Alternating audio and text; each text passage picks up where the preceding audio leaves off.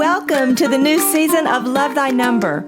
I am so excited to share stories from people who are loving the gift of their own Enneagram numbers. I'm Danae King. I'm a type 7, and I'm so happy to host this conversation with you. Good morning, and welcome to our second episode in our new season, where we are focusing on our Enneagram types and the stories of our lives that we see through our numbers and how we love them. And so remember the last one I did before the holiday season where I was talking about my IT guy and I couldn't exactly figure out what name to call him. And then I just said his name and said, hey, we need to get this guy on the show because he's always behind the scenes. And you guys need to know him. So welcome, Matt Thompson. Hey, Danae, how are you? I'm good. And let me say, if anyone is coming into 2020 with clear vision, it has to be you because you just had LASIK surgery. I don't know what number I'm at right now if 2020 will qualify, but I definitely have different vision. I had been. It seems like everybody's had LASIK surgery that I know. So I thought, well, it can't be that bad. And thing I knew, I left with a patch on my eye. I'm trying to figure out what happened, but I don't have glasses anymore. So that's why I brought that up. Is because if anybody sees the picture, you'll have glasses on in your picture, but you're going for the no glasses look in the future. So that's right. I hope it heals. I know it's been a challenge a little bit. I don't know how to take it, but my daughter told me, she said, you look I don't like you without glasses. And I said, why? And she said, you look younger. And I was like, wait a minute. And just say, thank you very much. A lot younger. I was like, okay. My dad, now he's the cool dad. But anyway, welcome to the show. I am so happy to have you on the show because you are a type 9, but I'm not going to go into this too much, but as you know, because you work with my husband, he is also a 9, but he's a self-preservation 9. And you two look very different. And so the instincts are something we won't go into, but I love having a different perspective from a different 9. And so I'm going to put you on the spot a couple of times. Okay, go for it. Nah, I'll get into that in a little bit. But, I am a 9, so if you don't hear anything back, I just ran out of the studio. Oh, no, and here's the bad thing about him doing this. It'll have great quality. The sound will be wonderful. The bad news is he can edit out anything he wants. That's true. So this may not even be me you're listening to. I am totally at your mercy here. But why don't you enlighten us a little bit and why don't you tell us how you found the Enneagram and how easy it was for you to acknowledge what your type was. Okay, sure. I work for a small church, and I think about 4 years ago, we were going through an exercise for the team. We'd done a lot of the previous team building exercises where you sort of learn each other's strengths and weaknesses. Then they introduced us to the Enneagram, and I had to get them to say it 2 or 3 times. I was like, what's the Enneagram? Is that like a pentagram? Is that like a satanic thing? When you say, what's an Enneagram? And of course, I was skeptical at first because that's my nature. And so we started watching these videos, and the more they talked, the more I felt like somebody was inside my head. Right? Yes. Yeah. And I was like, wait a minute, they sound like they know what they're talking about. And this is different. This is not just some sort of glorified personality test for work purposes. This is like getting to your core, like your essence. And so as I saw people talking about their own personalities and how it fit these types and what that taught them about themselves, I was interested. So the discovery process was a little interesting because I had someone tell me, listen for things that make you feel uncomfortable. And it might be that your type is the one you don't want, to be. And so it took me a while to sort of figure out what fit me best. So as we went through these tests, we watched the videos, they started describing each type. They got to a 1.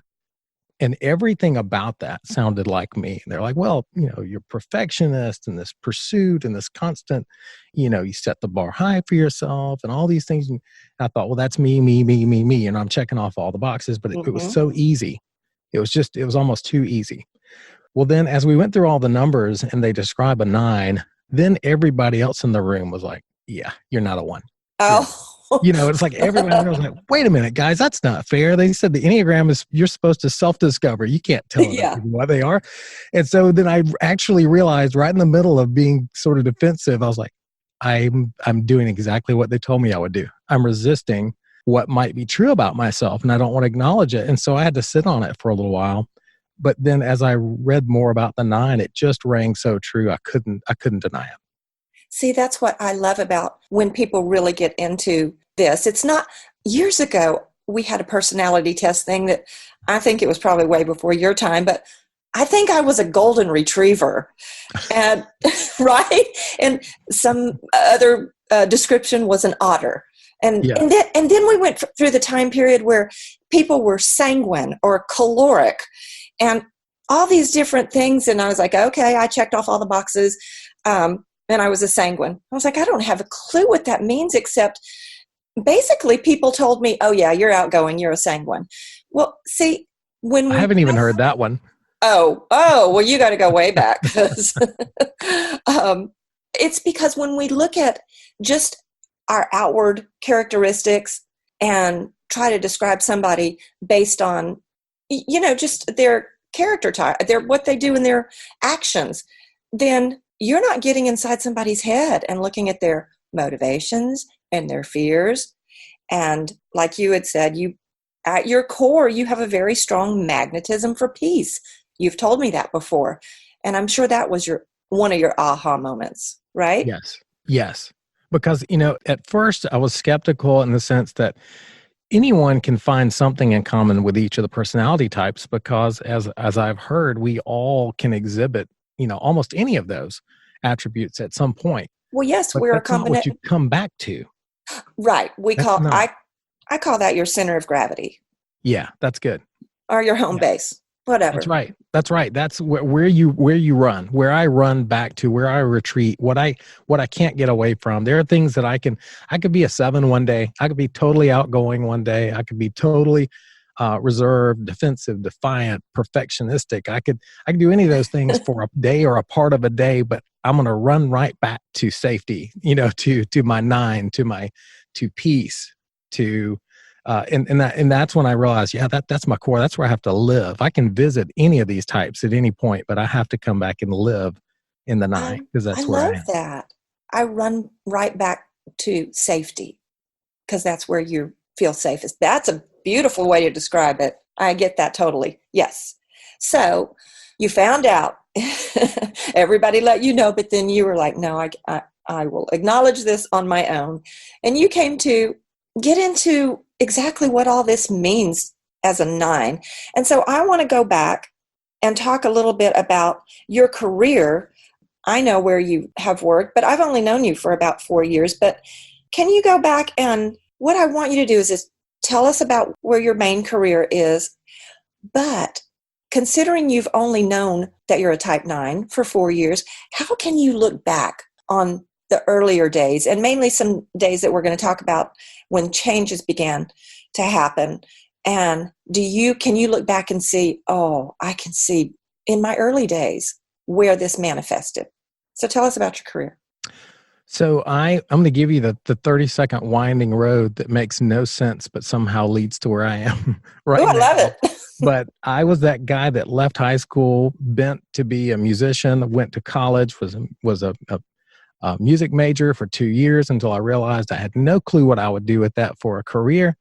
Threw those 2 years away and started all over again. Wound up getting a degree in recreational therapy. And I wonder if you've even heard of that term. No. Exactly. I mean, exactly. It sounds fun. If I need to go to therapy and go play a game, that sounds great. That's pretty close. That was my second failed option there. I was like, well, that sounds good. But then I got out and realized there were no jobs in that field. Then I thought, I'm going to go back to music. So I moved to Nashville, and I thought, I'll just be a songwriter. No big deal, until I got there and was overwhelmed and thought, what am I supposed to do? But that didn't pan out either. But there's a good reason why that plan failed. But then I moved to Atlanta and I got in sales, because what's the easiest career to get involved in? If you don't know who you are and what you want to do, everybody's looking for somebody in sales. So I got a sales job working in the moving industry for several years. And I did that well because I was good with people, but I hated it because on the inside, that 9, and I didn't know at the time I was a 9, but that 9 wanted to retreat home every day. I was like, this is not me. I can put on the tie and I can go out and I can be chipper and I can talk to clients and I can win them over. But then I spin myself out and I've got to get back to home base. Well, I didn't know all that about myself at the time. But I did start attending a community church at, I guess it's been about 14 years ago now. And I got actively involved in the church, and that activity in volunteerism turned into a part-time opportunity, and that part-time opportunity turned into a full-time opportunity in ministry in this organization. And I chose to leave sales behind. And so that was about 14 years ago, I think, when I made that transition. And that was still before I really had a good understanding of what drives me. Yeah. If that makes sense. Yeah. I mean, you were young. Yeah. A lot of us don't know till much later. So you took a very common, good path. So I got in touch with, music was one of the things that gets me excited because it taps into my creativity. But showmanship and drawing attention to myself, being the center of attention, being on stage, playing a solo instrument, all those things also make me very nervous. And so when I sort of left music behind, but I got in the church world, I started just trying some things that I'd never tried before that got me excited. So I've got involved with a media team. I started kind of creating videos and motion graphics and just doing things that I enjoyed. And I think it opened up a world for me. And I sort of found myself. And the pastor at the time that invited me in just sort of let me have free rein. Just said, do what you do.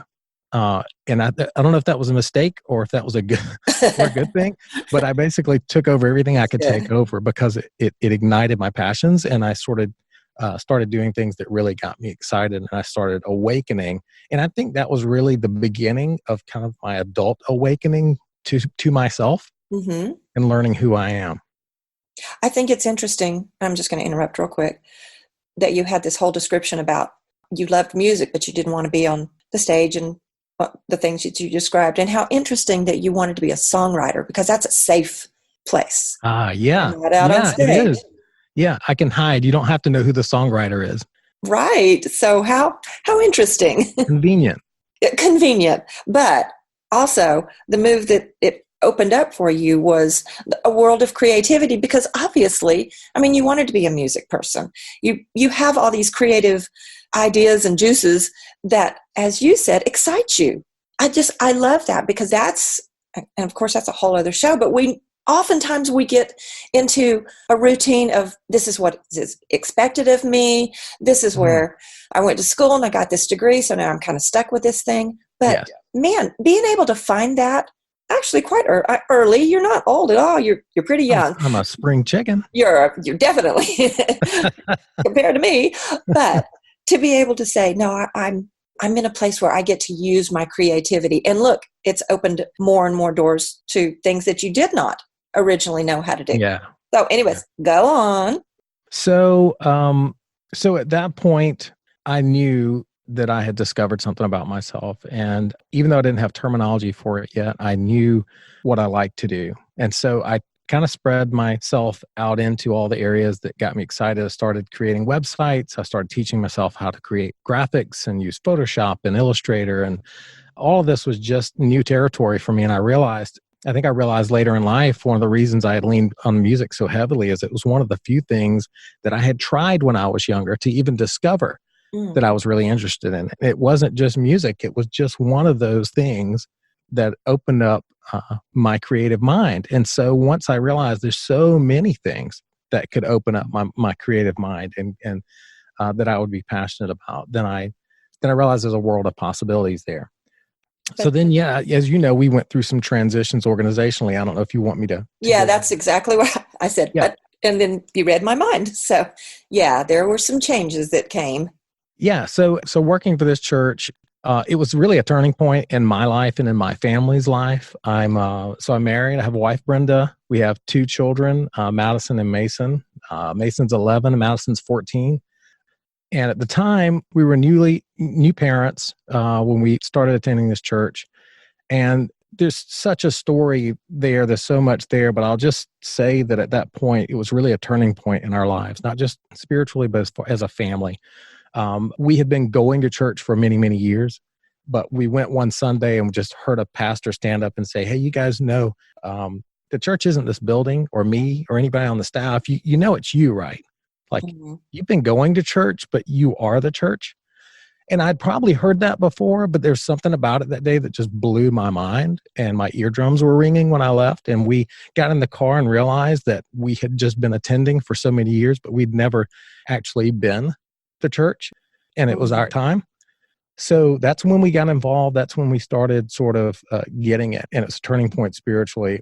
I grew several years through that organization. Fantastic.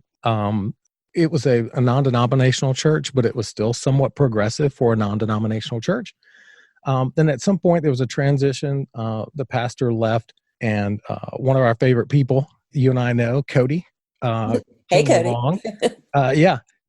Who had been involved the whole time, but actually stepped in. And there's another long story there, but stepped in as pastor during the transition and set us even on a different course towards a more progressive direction as a church.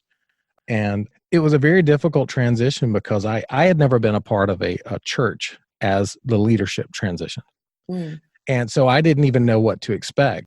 But I realized how difficult that is because you're dealing with something so personal. You have so many people that are attending or a part of something because of the personality or the beliefs of a group of people.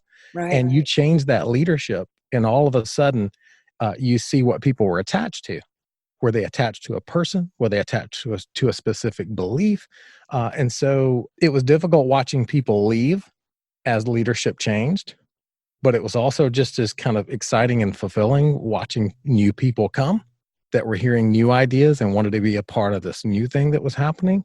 But it was a very stressful time as an organization because you're feeling pulled.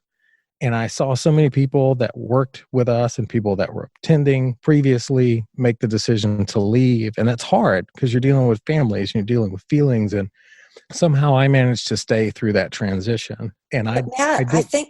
I do think that had to be incredibly difficult because you had been already a part of this. You'd been slowly watching some things change, and you're kind of in your groove. You're doing your thing. You're becoming more involved behind the scenes, but also with the staff. And what's the word? I wish you could see my fingers where I'm blending them all together. When the staff, they're congealed. That's not the right word, but you kind of have your thing going. And when you know what you're dealing with, then you're good. This is the way things operate. And I'm saying from a 9 standpoint, and the silliest example is, as I've said before, my husband, who loves to go to the same restaurant because we know what we're getting. We know the people, we know the service. And I'm like, oh, well, let's just change everything and let's go somewhere different. And there's that initial, oh, wait a minute. We don't know what we're getting into. And I can, now that we know what's going on, we can now talk about these things ahead of time. But you guys kind of really had like a volcanic eruption, and your 9ness had to be like, that's not how this works. That's not how any of this works. That commercial. That's really good. Yeah, because I hadn't thought about it this way, but there was an excitement and a strong tension and anxiety at the same time. And obviously we're talking about 2020. You see things better in hindsight. As I look back now and I hear you say that, it makes so much sense to me that while there's all this instability and there's change in beliefs and the people who are attending and the leadership and the team that you're working with, all that unsettling is very hard for me as a 9 because I really like to build my foundation and it's set. Yes, so that's what I'm saying. That's it. I'm going to build it. I don't care how long it takes to build it, but I'm going to build it really, really well. And it's going to last forever. I don't have to ever rebuild it again. So then that whole foundation's crumbling and everything's changing. And that's so hard. But at the same time, that's when my 9ness, my peacemaker kicks in and says, well, this is what you do. This is your time. So people are unsettled. You're unsettled. Fix it. Mm. And you go, Wow. okay, so I have to, the foundation's crumbling. I have to help put it back together. People aren't happy. These people aren't happy with these people, and these people don't agree with these people. And this person left, but this person came. And so then all of a sudden you find yourself being a bridge, right? And Oh, you don't even realize it at the time. And here's what's interesting about the 9. I know this about myself. Sometimes it's difficult to separate what you do as a gift for the sake of others and then what you do for, as you said earlier, self-preservation. right. It can be a very selfish act at times. It can be what can look like a hero in certain situations can actually be you just going, hey, I'm just trying to survive. I don't care about what happens to you guys. I'm just trying to survive. I'm just building a new foundation. If y'all want to stand on it, that's fine. So I certainly can't claim the hero because it's hard to separate those two things. But in essence, that part kicks in. And I think that's what kicked in and engaged my senses was, okay, we've got to restabilize. What can I do? How do we mend relationships? How do we set a new course? And because that's the only way I'm going to get back to safety, to stability, is also helping everyone else around me. Right. So Yes.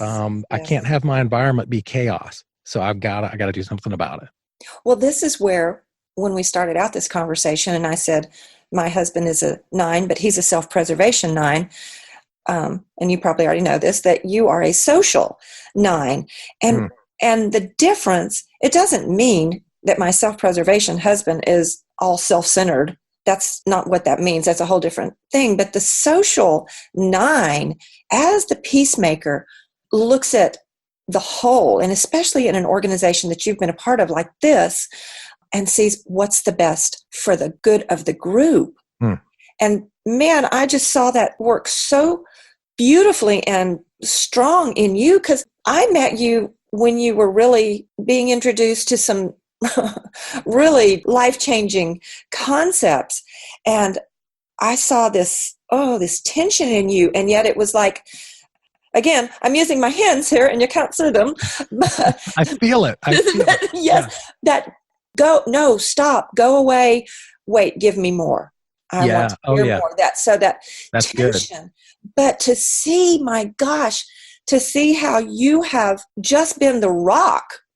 And I'm not saying this just first-handed. I have heard this from people that you work with directly, i.e. Cody. What an important part of that transition and being the rock. And the word that I've heard before is a transition agent. You were that guy who could, as the 9, see all sides of what was going on. And whether you know this or not, you may not have heard this from an Enneagram point, but they say 9s are the most spiritually advanced. So you have this ability to look at the entire picture, and especially working in a spiritual community. Yeah. Wow. They have such a gift in having you there. Well, thank you. I appreciate that, Danae. I've shared this with a number of people, but I think a turning point for me was at some point I was exposed to some new information that made me uncomfortable. And as I challenged it and considered it, I discovered new truths that were undeniable, that I had not seen before. And it's a case of, what you see, you can't unsee. And I saw some things that were true that I'd not seen before. No one had shared with me before. And I likened it to, imagine a family that's a Disney fanatics, and they go to Disney World every year. Their parents went to Disney. Their grandparents went to Disney. They could draw a picture of every detail of the park at Disney. Imagine that they grew up going to Animal Kingdom, and they did that their whole life. And at some point on one trip, they go to the bathroom. They walk around a corner. They miss the bathroom, and they walk into another Disney park, and it's Epcot. And they're standing there looking at Epcot going, hold on, wait a minute. This is not on my map. What is this? I thought I knew what Disney was. And all of a sudden you discover a second Disney park and it blows your mind, and you go check the map and there's people there, and you start exploring it and you're like, this is twice the size that I thought Disney was. I don't understand. Well, then you start thinking, well, if I missed half of Disney, how much more Disney might there be? Well, we know that there's at least, there's multiple, there's 4 Disney parks, and there's more than one Disney, location. There's Disneyland, a Disney World. So my point is, for me, I discovered something that challenged the fact that I thought I knew everything I needed to know. And once I saw something that big that I knew I'd missed, I realized that there might be even so much more that I don't know, that it really humbled me. And I just sort of let go of the things that I was holding really tightly. And so I think that was a very important factor in why I needed to help stabilize and help transition, because I knew what it had done for me and my family and what we had seen and were beginning to see at the time. And I knew that there were lots and lots of other people that were in the same place that we were, that just needed to kind of walk, one more mile and go over the mountaintop and just see what you just saw. Wow. Wow. What a beautiful visual. I mean, I saw all of that in my mind. And what a great person to be able to walk through with them, because you give such a sense of safety. Whereas some of us are like, oh, look, let's get on top of the high dive. Or what I used to do with my mom when we went to the Grand Canyon, I just ran for the edge. I just ran. I was like 13 years old and I was just like, oh my gosh. And I just took off and ran right for the edge because I wanted to see all of it. The vastness that I was there on, looking from a distance. I needed to just run up there. And my mom was like, no.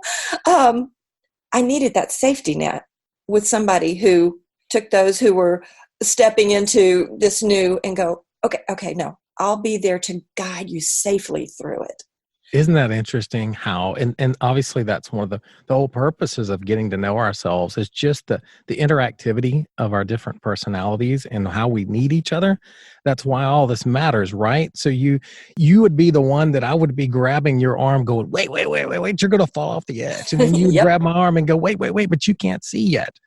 You can't, and I go, okay, let's tiptoe up there together, and I'll lean back a little and you lean forward a little bit. And if you slip, I'll pull you back. And that's kind of you and Brenda. That's your wife who we're going to let her tell her own story someday. But I can just imagine the two of you, because she has a plan.